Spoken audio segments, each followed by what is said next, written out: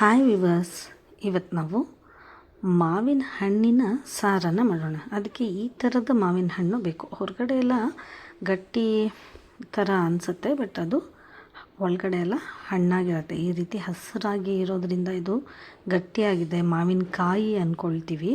But ಇಲ್ಲ, ಇದು ಚಿಕ್ಕದಾಗಿರೋವಂಥ ಹಣ್ಣು, ಒಳಗಡೆ ತುಂಬ ಚೆನ್ನಾಗಿ ಹಣ್ಣಾಗಿರುತ್ತೆ. ಈ ರೀತಿ ಇದನ್ನು ಮೇಲ್ಗಡೆ ಎಲ್ಲ ಹೆಚ್ಚಿಬಿಟ್ಟು ಸಿಪ್ಪೆನ ತೆಗೆದುಬಿಟ್ಟು ಕೂಡ ಈ ರೀತಿ ರಸವನ್ನು ತಗೊಳ್ತಾರೆ. ಆದರೆ ಈ ರೀತಿ ತೆಗೆಯೋದ್ರಿಂದ ಕೈ ಕೂಡ ಗಲೀಜಾಗಲ್ಲ. ನಾನಿಲ್ಲಿ ಒಂದು 10 ಹಣ್ಣನ್ನು ತೊಗೊಂಡಿದ್ದೆ, ಅದರಲ್ಲಿ 4 ಹಣ್ಣಿನ ಕೊರಟವನ್ನು ಹಾಕಿದ್ದೀನಿ. ಈ ರೀತಿ ಪಲ್ಪ್ನೆಲ್ಲ ತೆಗೆದು ಇದನ್ನು ಈಗ ನಾವು ಒಲೆ ಮೇಲೆ ಇಟ್ಕೊಳ್ಳೋಣ. ಅತಿ ಸುಲಭವಾಗಿ ಅಂದರೆ ಸುಲಭವಾಗಿ ಮಾಡ್ಕೋಬೋದು. ರುಚಿಗೆ ತಕ್ಕಷ್ಟು ಉಪ್ಪನ್ನು ಹಾಕಿ ಇದನ್ನು ಈಗ ಬೇಯೋದಕ್ಕೆ ಇಟ್ಕೊಳ್ಳೋಣ. ಕೆಲವೊಬ್ಬರು ಇದಕ್ಕೆ ಕೊಬ್ಬರಿ ಮಸಾಲೆ ಅಂತ ರುಬ್ಬಿ ಮಾಡಿ ಎಲ್ಲ ಹಾಕ್ಕೊಳ್ತಾರೆ. ಹಾಗೆ ಸಾಂಬಾರು ಪೌಡ್ರ್ ಥರ ಉದ್ದಿನಬೇಳೆ, ಮೆಣಸಿನಕಾಳು ಈ ಥರದನ್ನೆಲ್ಲ ರುಬ್ಬಿಬಿಟ್ಟು ಹಾಕ್ಕೊಳ್ತಾರೆ. ಬಟ್ ಇಲ್ಲಿ ನಾನು ತುಂಬ ಸಿಂಪಲ್ಲಾಗಿ ಈ ಸಾರನ್ನು ಮಾಡ್ತಾಯಿದ್ದೀನಿ. ಒಂದು ಅರ್ಧ ಟೀ ಸ್ಪೂನಷ್ಟು ಅರಿಶಿಣದ ಪುಡಿ, ಹಾಗೆ 1.5 ಸ್ಪೂನಷ್ಟು ನಾನಿಲ್ಲಿ ಅಚ್ಚ ಖಾರದ ಪುಡಿನ ಬಳಸ್ತಾ ಇದ್ದೀನಿ. ಸ್ವಲ್ಪ ಅದು ಕುದಿ ಬರ್ತಾ ಇದ್ದಾಗೇ ನಾವು ಇದಕ್ಕೆ ಖಾರದ ಪುಡಿ ಹಾಗೆ ಅರಿಶಿಣದ ಪುಡಿ, ಸ್ವಲ್ಪ ಧನಿಯಾ ಪೌಡ್ರ್, ಒಂದು ಅರ್ಧ ಟೀ ಸ್ಪೂನ್ಗಿಂತ ಜಾಸ್ತಿ ಧನಿಯಾ ಪೌಡ್ರನ್ನು ಹಾಕಿ ಚೆನ್ನಾಗಿ ಇದನ್ನು ಮಿಕ್ಸ್ ಮಾಡ್ಕೋಬೇಕು. ಇದಕ್ಕೆ ನೀವು ಬೇಕು ಅಂದರೆ ಇದು ಗಟ್ಟಿ ತುಂಬ ಇದೆ ಅಂತ ಅನಿಸಿದರೆ ನೀವು ನೀರನ್ನು ಹಾಕ್ಕೋಬೋದು. ನಾನಿಲ್ಲಿ ಅದರ ರಸನೇ ಸ್ವಲ್ಪ ತೆಳುವಾಗಿರೋದ್ರಿಂದ ಇದಕ್ಕೆ ನಾನು ನೀರನ್ನೇನು ಜಾಸ್ತಿ ಬಳಸಿಲ್ಲ. ಇದನ್ನು ಹಾಕಿ ಇದು ಕುದಿಯೋದಕ್ಕೆ ಬಿಡಬೇಕು. ಇದು ಚೆನ್ನಾಗಿ ಈ ಥರ ಕುದಿಬೇಕು. ಅಂದರೆ ಫ್ಲೇಮನ್ನು ಜೋರಾಗಿಟ್ಬಿಟ್ಟು ಕುದಿಸೋದಲ್ಲ, ಲೋ ಫ್ಲೇಮಲ್ಲೇ ಇದನ್ನು ಕುದಿಸ್ಕೋಬೇಕು. ಮಾವಿನ ಹಣ್ಣು ಸ್ವಲ್ಪ ಹುಳಿ ಸಿಹಿ ಎರಡೂ ಇರುತ್ತೆ, ನೋಡಿಬಿಟ್ಟು ಬೆಲ್ಲನ ಹಾಕ್ಕೊಳ್ಳಿ.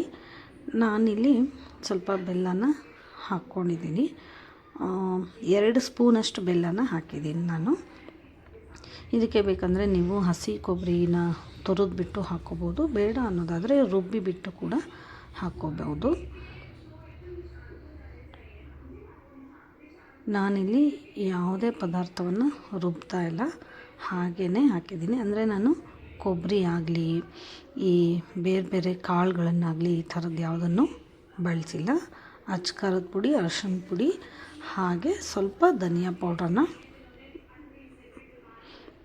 ಬಳಸಿದ್ದೀನಿ. ಈಗ ಒಂದು ಬಾಣಲೆನ ಇಟ್ಬಿಟ್ಟು ಇದಕ್ಕೆ ಒಂದು 4 ಸ್ಪೂನಷ್ಟು ಎಣ್ಣೆನ ಹಾಕಿ, ಎಣ್ಣೆ ಬಿಸಿ ಆಗ್ತಾ ಇದ್ದಾಗೇ 1 ಸ್ಪೂನಷ್ಟು ಸಾಸಿವೆ ಹಾಗೆ 1 ಸ್ಪೂನಷ್ಟು ಜೀರಿಗೆನ ಹಾಕ್ಕೊಳ್ತಾ ಇದ್ದೀನಿ.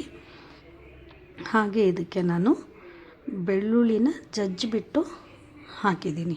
ನೀವು ಬೇಕಾದರೆ ಈ ಒಣ ಮೆಣಸಿನ್ಕಾಯಿ, ಕೆಂಪು ಮೆಣಸಿನ್ಕಾಯಿ ಕೂಡ ಹಾಕ್ಕೋಬೋದು. ಹಾಗೆ ಸ್ವಲ್ಪ ಕರಿಬೇವಿನ ಸೊಪ್ಪನ್ನು ಹಾಕಿ ಒಗ್ಗರಣೆನ ಮಾಡ್ಕೊಂಡಿದ್ದೀನಿ.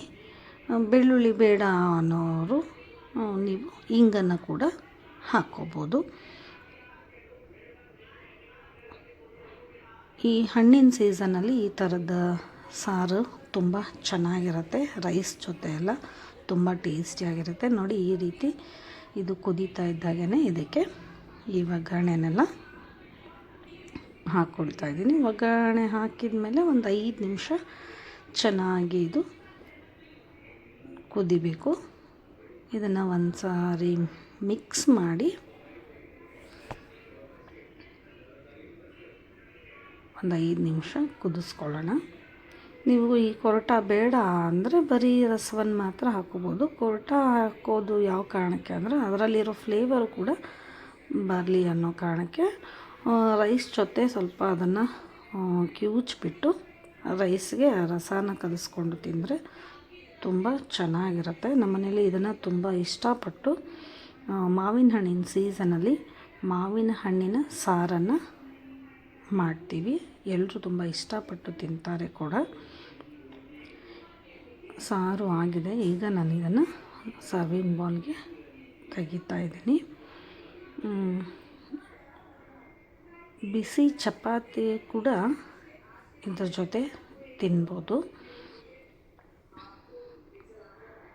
ರೈಸ್ಗೆಲ್ಲ ತುಂಬ ಅಂದರೆ ತುಂಬ ಅದ್ಭುತವಾಗಿರುತ್ತೆ.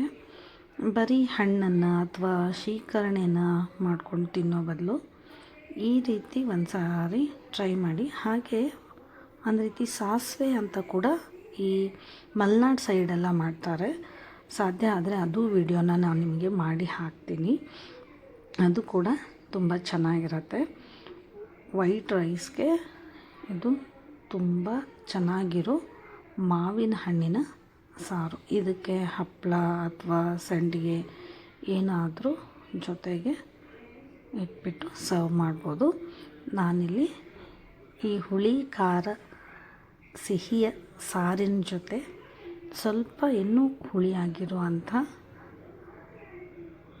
ಮಾವಿನ ಹಣ್ಣಿನ ಅಥವಾ ಮಾವಿನಕಾಯಿಯ ಉಪ್ಪಿನಕಾಯಿಯನ್ನು ಕೂಡ ಇದ್ರ ಜೊತೆ ಸರ್ವ್ ಮಾಡ್ತಾಯಿದ್ದೀನಿ.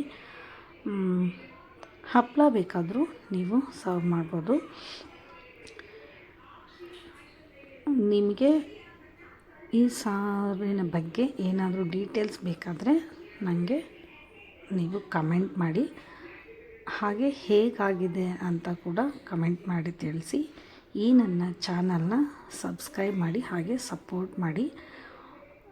ತುಂಬ ಅದ್ಭುತವಾದ ಅತಿ ಸುಲಭವಾಗಿ ಮಾಡುವಂಥ ಮಾವಿನ ಹಣ್ಣಿನ ಸಾರು.